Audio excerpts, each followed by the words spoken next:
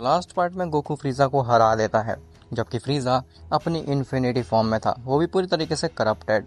अब उसके आगे, लेकिन उससे पहले तुम वीडियो को लाइक करो, और अगर तुम्हें ऐसे ही मांगा सुनने पसंद है तो चैनल को भी सब्सक्राइब कर देना, ताकि आगे आने वाली वीडियोस तुम्हें सबसे पहले मिल सकें। खैर, तो गोहान, वेजिटा, ब्रोली ये तीनों ही अर्थ पे आ जाते हैं वापस। वेजिटा गोहान से कहता है कि क्या तुम अब ट्रंक्स को ट्रेन करोगे? तो गोहान कहता है कि नहीं, मैं अभी उसे ट्रेन नहीं कर सकता। वेजिटा कहता है आखिर क्यों? अब तो इस मल्टीवर्स में कोई भी खतरा नहीं रह गया, अब तो फ्रीज़ा भी मर चुका है। गोहान कहता है फ्रीज़ा तो भले ही मर चुका है, उससे केवल इस मल्टीवर्स का थ्रेट खत्म हुआ है, लेकिन अभी डार्क इटर्निटी जिंदा है, इसीलिए उसे ख़त्म करने के लिए मुझे ट्रेनिंग करनी होगी, और वही संदेशा मेरे फादर ने मुझे दिया है। तो वेजिटा कहता है लेकिन तुम अपनी ट्रेनिंग के साथ साथ ट्रंक्स को भी तो ट्रेन कर सकते हो। तो गोहान कहता है नहीं, मैं इस मल्टीवर्स से काफ़ी दूर जा रहा हूँ, क्योंकि अगर मैंने इस मल्टीवर्स में रह करके ट्रेनिंग करी तो हो सकता है कि ये मल्टीवर्स मेरी एनर्जी को ना सह पाए और तबाह हो जाए।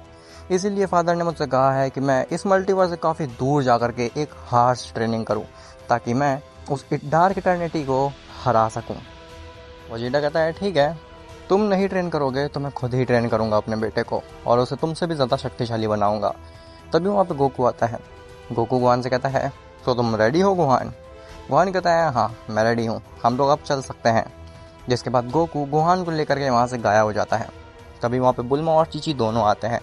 चीची कहती है अभी तो गोहान यहाँ पे जस्ट आया ही था और वो दोबारा से चला गया है इस यूनिवर्स से। वेजिटा कहता है उसका जाना बहुत ज़्यादा ज़रूरी था, क्योंकि इस समय हमारा जो एग्जिस्टेंस है वो बहुत ही ज़्यादा बड़े खतरे में फंसा हुआ है, और इस चीज़ को आपको समझना चाहिए। खैर, वहीं गोकू और गोहान पहुंचते हैं सीधे इटर्निटी के पास, जहां पे टाइम वीवर भी होती है।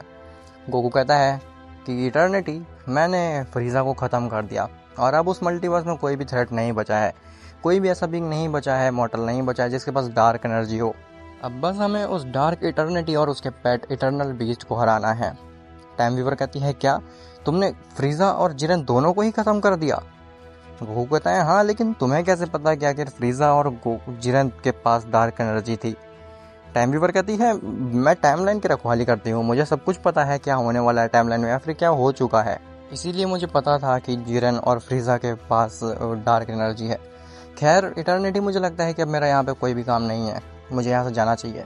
ऐसा बोल करके टाइम वीवर वहाँ से चली जाती है। टाइम वीवर का ये बिहेवियर अजीब तो लगता है इटर्निटी और गोकू गोहान को, लेकिन वो इसे इग्नोर करते हैं।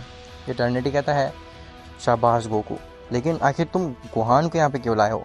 तो गोकू कहता है कि मुझे लगता है कि गोहान काफ़ी ज़्यादा वीक पड़ रहा है, और इसको अपने ओवर कॉन्फिडेंस के ऊपर भी कंट्रोल पाना सिखाना है, और मुझे लगता है उसके लिए मुझे इसे ट्रेनिंग देनी ही पड़ेगी। इसीलिए मैं इसे अपने साथ ले आया, ताकि मैं इसे ट्रेनिंग दे सकूँ अच्छी सी। इटर्निटी कहता है ठीक है गोकू, तुम जाओ, अगर कोई प्रॉब्लम क्रिएट करता है डार्क इटर्निटी तो मैं तुम्हें डेफिनेटली बताऊंगा। खैर, वहीं टाइम वीवर ये सोचती है आखिर ऐसा कैसे हो सकता है, मैंने तो फ्यूचर में देखा था ऐसा कुछ भी नहीं हुआ था, सब कुछ सही चल रहा था, आखिर फ्रीज़ा और जिरेन हार कैसे गए हैं? मुझे लगता है कि मुझे दोबारा से टाइमलाइंस को उलझाना पड़ेगा, ये दो मॉर्टल्स तो किसी भी काम के नहीं निकले। हाँ, तुम सही समझे, टाइम वीवर ने ही टाइमलाइंस को मर्ज किया था, और अगर तुम लोगों ने थोड़ा सा गौर किया हो तो तुम ये चीज़ पहले भी गेस कर सकते थे, क्योंकि मैंने अपने स्टार्टिंग के पार्ट में बताया था कि इटर्नल बीस्ट ने तबाही मचाई, जिसकी वजह से टाइमलाइन मर्ज हो गई जो कि बिल्कुल ही लॉजिकल चीज़ थी, क्योंकि तबाही मचाने से टाइमलाइन मर्ज नहीं होती हैं।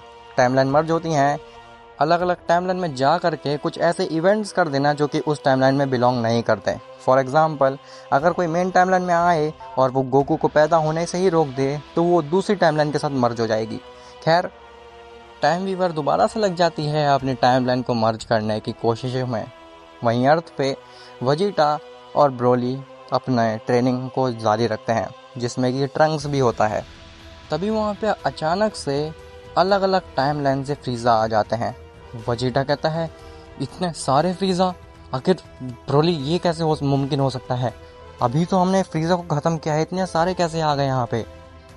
और सभी फ्रीज़ा काफ़ी ज़्यादा पावरफुल थे, ऐसा नहीं कि वो कोई बेस फॉर्म में थे या फिर गोल्डन फॉर्म में थे। उन सभी फ्रीज़ा के पास एक टॉप नॉच फॉर्म थी। फ्रीज़ा कहता है ओह, तो यहाँ पे 2 सेयन्स हैं, वो एक बच्चा सेयन भी है, तुम तीनों को मारने में मज़ा आएगी। मेरे टाइमलाइन में तो मैंने सभी सेयन्स को मार दिया है, अब दूसरी टाइमलाइन के सेन के मरने की बारी है मेरे हाथों से। तभी वेजिटा कहता है कि ट्रंक्स तुम अंदर जाओ, इन दोनों से हम निपट लेंगे। ट्रंक्स कहता है नहीं फादर, मैं भी आपकी मदद करूँगा और इनको मार करके ही रहूँगा। फ्रीज़ा हंसता है और कहता है ओह, तो ये छोटा भले ही है लेकिन ये तो काफ़ी ज़्यादा बहादुर है, इसका नाम ट्रंक्स है ना। और सभी फ्रीज़ा अचानक से वेजिटा, ब्रोली और ट्रंक्स तीनों के ऊपर ही अटैक कर देते हैं। वेजिटा और ब्रोली अपनी स्ट्रॉन्गेस्ट फॉर्म में ट्रांसफॉर्म होते हैं और वो काफ़ी आसानी से एक एक करके सभी फ्रीज़ा को हराने लगते हैं। हालांकि सभी फ्रीज़ा काफ़ी ज़्यादा स्ट्रॉन्ग थे, लेकिन वो वेजिटा की सुपर सैयन सेलेस्टियल और ब्रोली की बर्ज़र्क फॉर्म के सामने बिल्कुल भी नहीं टिक पाते।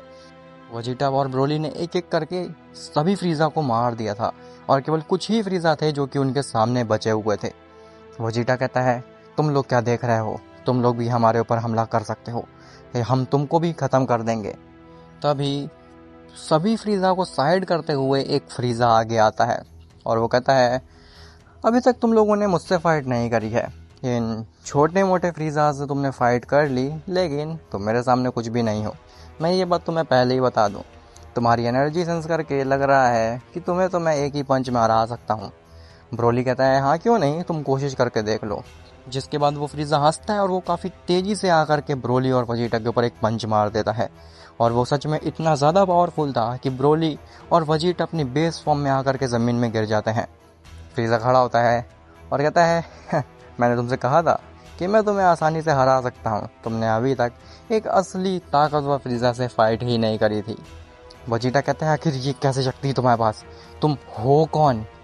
तो फ्रीज़ा कहता है कि मैं अपनी टाइमलाइन में ओमनी किंग हूँ और केवल ओमनी किंग ही नहीं, मैंने हर मल्टीवर्स के ओमनी किंग को मारा हुआ है और उन सब के मल्टीवर्स के ऊपर भी कब्जा किया हुआ है। वेजिटा कहता है नामुमकिन, आखिर तुम इतने शक्तिशाली कैसे हो सकते हो कि तुम दूसरे मल्टीवर्स के ओमनी किंग को भी हरा दो। फ्रीज़ा कहता है मैं क्योंकि एक सेयन नहीं हूँ, मेरी कोई लिमिटेशंस नहीं है, मेरे पास तुमसे ज़्यादा पोटेंशियल है।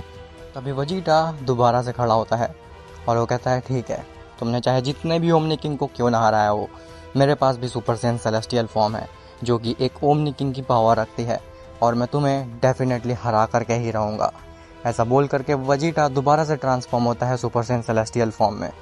फ्रीज़ा कहता है तुम अभी तक हार नहीं माने अपने, मैंने लिटरली हज़ारों मल्टीवर्सेस पे कब्जा पाया हुआ है और तुम्हें लगता है कि तुम ये छोटी सी सुपर सैयन सेलेस्टियल फॉर्म जिसके पास सेलेस्टियल्स की पूरा पोटेंशियल है भी नहीं, उससे मुझे हरा पाओगे। कितने बेवकूफ़ हो तुम सेयन्स। जिसके बाद वेजिटा अटैक करता है फ्रीज़ा के ऊपर, लेकिन फ्रीज़ा केवल अपनी आंखों से ही वेजिटा को उसकी जगह पर ही अटका देता है। फ्रीज़ा कहता है मुझे तो तरस आ रहा है तुम्हारे ऊपर कि तुम एक मल्टीवर्सेस के ओमनी किंग के ऊपर हाँ ऐसे हाथ उठा रहे हो, क्या तुम्हारे अंदर रिस्पेक्ट नहीं है एक ओमनी किंग को लेकर के। तभी ब्रोली भी अटैक कर देता है फ्रीज़ा के ऊपर, लेकिन फ्रीज़ा ब्रोली को केवल एक ही हाथ से रोक देता है। फ्रीज़ा कहता है कि तुमने गलती कर दी मेरे ऊपर अटैक करके, मैं अभी एक सेयन से निपट रहा हूँ। और ऐसा बोल करके वो ब्रोली के ऊपर एक अटैक मारता है और ब्रोली बहुत ही ज़्यादा दूर चला जाता है। फ्रीज़ा कहता है हाँ अब उसे आने में काफ़ी समय लगेगा, तब तक मैं तुम्हें ख़त्म कर सकता हूँ वेजिटा। तभी पीछे जो बाकी फ्रीज़ा खड़े थे वो कहते हैं कि इसको हमें ख़त्म करना है, हमारा हक है इस वेजिटा के ऊपर, तुम अकेले ही इस वेजिटा को नहीं ख़त्म कर सकते हो, हमें भी सेयन को मारने का हक चाहिए। फ्रीज़ा पीछे मुड़ता है और वो कहता है क्या तुम सच में मुझे चैलेंज कर रहे हो कि मैं इस वेजिटा को छोड़ करके तुम्हें सौंप दूँ। और उस फ्रीज़ा की आंखों में देख करके बाकी अलग अलग टाइमलाइन की फ्रीज़ा की भी फट जाती है और वो पीछे की तरफ बढ़ने लगते हैं। ओमनी किंग फ्रीज़ा कहता है हाँ मुझे अच्छा लगा मेरे लिए तुम्हारी आंखों में ये खौफ देख करके, लेकिन तुम तो गलती कर ही चुके हो, इसका खामियाजा तुम्हें भुगतना तो पड़ेगा ही। ऐसा बोल करके फ्रीज़ा केवल एक ही की ब्लास्ट करता है जिससे कि वहाँ पे सभी खड़े फ्रीज़ाज इरेज हो जाते हैं और ये देख करके जो ज़मीन में पड़े हुए बाकी फ्रीज़ा थे वो वहाँ से भागने की कोशिश करते हैं, लेकिन ओमनी फ्रीज़ा उन सबको भी एक एक करके ख़त्म कर देता है। ओमनी फ्रीज़ा कहता है हाँ अब मुझे परेशान करने वाला यहाँ पे कोई भी नहीं बचा हुआ, अब मैं आराम से तुम सेयन्स को तड़पा सकता हूँ। तभी वहाँ पे ब्रोली दोबारा से आ जाता है। ब्रोली कहता है ये तुमने बहुत ही बुरा किया मेरे ऊपर हमला करके, और ऐसा बोल करके वो पूरी तरीके से बर्ज़र्क चला जाता है और वो दोबारा से अटैक करता है फ्रीज़ा के ऊपर। लेकिन फ्रीज़ा इस बार फिर से ब्रोली को रोक देता है। फ्रीज़ा कहता है तुम्हें मुझे कितनी बार समझाना पड़ेगा कि तुम मेरे सामने कुछ भी नहीं हो और तुम स्टिल बार बार मेरे ऊपर अटैक कर रहे हो। तभी फ्रीज़ा के ऊपर पीछे से कोई अटैक करता है। फ्रीज़ा काफ़ी ज़्यादा गुस्सा आ जाता है। फ्रीज़ा कहता है आखिर किसकी इतनी ज़रूरत हुई जिसने मेरे ऊपर अटैक किया, मैं एक ओमनी फ्रीज़ा हूँ। जैसे वो पीछे देखता है तो उसके पीछे ट्रंक्स होता है। फ्रीज़ा हंसता है और कहता है ओह, ये तो तुम्हारा बेटा है वजीटा, क्यों ना ऐसे से शुरुआत करी जाए। और ऐसा बोल करके वो ट्रंक्स को अपने हाथों में पकड़ लेता है। ट्रंक्स काफ़ी ज़्यादा स्ट्रगल कर रहा होता है फ्रीज़ा के हाथों से छूटने की, लेकिन वो ऐसा नहीं कर पा रहा होता। इवन वजीटा भी नहीं हिल पा रहा होता अपनी जगह से, वो एकदम अकड़ा हुआ होता है। तभी फ्रीज़ा ट्रंक्स का गर्दन मोड़ देता है और ट्रंक्स वहीं पे मर जाता है, जिसके बाद फ्रीज़ा ट्रंक्स को नीचे फेंक देता है। ये चीज़ देख करके वजीटा की आंखों में आंसू आ जाते हैं और वजीटा इतना ज़्यादा रेज करता है कि फ्रीज़ा की वो टेलीपैथी वाली पावर को भी सरपास कर जाता है। फ्रीज़ा वजीटा की तरफ देखता है और कहता है नहीं, तुम कैसे कर सकते हो, तुमने खड़े खड़े ही आखिर इस सेलेस्टियल की ट्रू पावर को कैसे अचीव कर लिया, ऐसा नहीं हो सकता है। वजीटा कहता है तुमने बहुत ही बुरा किया फ्रीज़ा, अब इस चीज़ को तुम्हें चुकाना ही पड़ेगा। और ऐसा बोल करके वो फ्रीज़ा के ऊपर नॉन स्टॉप अटैक करने लगता है। ओमनी फ्रीज़ा कुछ भी नहीं कर पा रहा होता है वजीटा के सामने, भले ही वो कितने भी मल्टीवर्स का रूलर क्यों ना हो। ओमनी फ्रीज़ा कहता है ऐसा नहीं हो सकता, इतना ताकतवर तो मेरे मल्टीवर्स वाला वजीटा भी नहीं था, मेरी टाइमलाइन वाला वजीटा भी नहीं था, मैं इसे नहीं जीतने दे सकता हूँ। आखिर ये आम सा सेयन एक मल्टीवर्स के ओमनी किंग के सामने कैसे ही टिक सकता है। मुझे लगता है कि अब मुझे अपनी सीक्रेट चाल चलनी ही पड़ेगी। जिसके बाद फ्रीज़ा वहीं ज़मीन में गिर जाता है। फ्रीज़ा कहता है मुझे माफ़ कर दो, मैंने बहुत बड़ी गलती कर दी, लेकिन मैं तुम्हारे बेटे को रिवाइव भी कर सकता हूँ। वजीटा शांत होता है और वो कहता है ठीक है, मैं तुम्हें एक मौका देता हूँ, लेकिन अगर तुमने मेरे बेटे को रिवाइव नहीं किया तो फिर मुझसे बुरा कोई भी नहीं होगा। फ्रीज़ा उठता है और वो ट्रंक्स के पास जाता है, जहाँ पे जाने के बाद वो मुस्कुराता है और हंसने लगता है।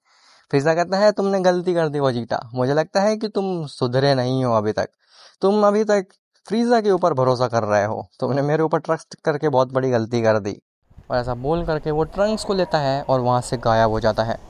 वजीटा ये चीज़ देख करके एकदम ही गुस्से में आ जाता है, लेकिन वो अभी कुछ भी नहीं कर सकता था क्योंकि फ्रीज़ा था ही नहीं वहाँ पे।